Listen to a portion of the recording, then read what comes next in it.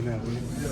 Were you feeling good before the game, though? Did you tell all the Kentucky leaders the team you were going to get into the game? Not me personally, but I know it was the type of team that we like facing. Physical down here, running team, gonna run it right at us. We got something at Georgia called Bloody Tuesday, so the whole game was really just a Bloody Tuesday. Explain to me Bloody Tuesday. Just a physical practice. More physical than the others? Because I find that hard to believe. I mean, they're all physical, really. Yeah, I guess you could say that. 8-0 in the SEC for a second straight season. How does that feel? Feels good, but I feel like it's a credit to the hard work we put in the off season. You know, since January, a lot of guys worked hard to get here, so I feel like we just got to keep pushing. No, we're not done yet. Is it an unreal feeling to know that in the SEC, probably one of the best conferences, if not the best conference in all of college football, that you guys are able to have a perfect record? It's an unreal feeling. I mean, it's a good feeling, but like I said, the job not really finished. You know, going undefeated in the SEC, that wasn't like our final goal, so we still got to keep chopping and getting better. I got to ask you about the weather. Last week you said it didn't affect you at all. I'm not going to believe you if you say that today.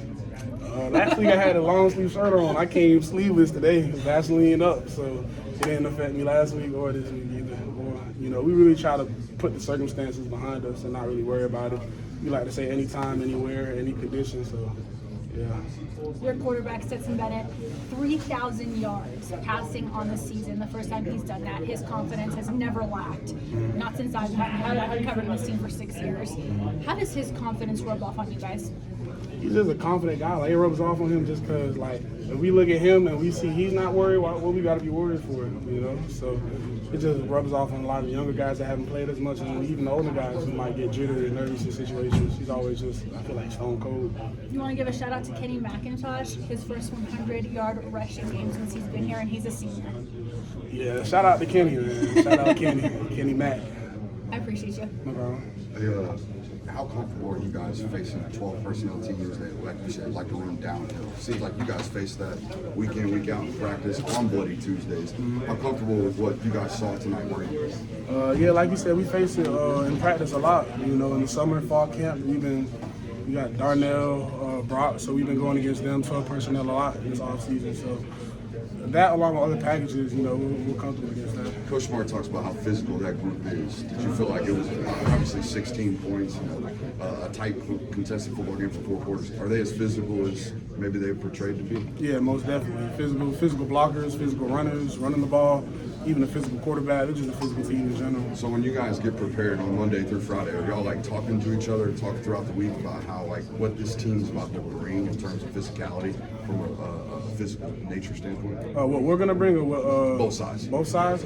I mean, Coach made it clear to us what type of game it was gonna be. You know, people that were here last year seeing what type of game it was, and the years before. You know, they say Kentucky's always been a physical game, so we knew it coming into it, and then we were just had to get prepared for it. Smael, why did you switch up the Vaseline? Why did you switch up that from last week? Yeah, you worked pretty well last week. I really forgot my shirt at home, so I had no choice really. What did it take to get stops in those last 2 Kentucky drives when they really, really needed points to try to make this a game? I felt like it just took us to work together, you know, build that connection and composure. You know, the DNA traits Coach Smart and then the other coaches really try to instill in us. We had to just lock in on those.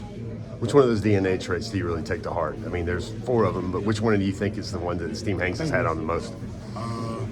You said which one do I take to heart personally? Yeah, sure. Which one do you think, you know, coming to Georgia, which one of those has been the one that you really hang your hat on? Or a couple. Like which ones? I'm not gonna lie, like it's like you can't really pick one of them for real. Like I feel like composure, toughness, resiliency, and all that. Like I feel like you really got to key in on all those. Like it's not really one more important than the other. Smael, Will started to Levis and the receivers started to make some plays in the third, fourth quarter, downfield, a couple of big 40-yard plus passes. Is that something that was, you know, about this matchup, or do you think, you know, some teams on your schedule looking forward will think, oh, you know, maybe they're a little bit more vulnerable on the back end or on this defense than they've shown before? Could you repeat the back end of that question?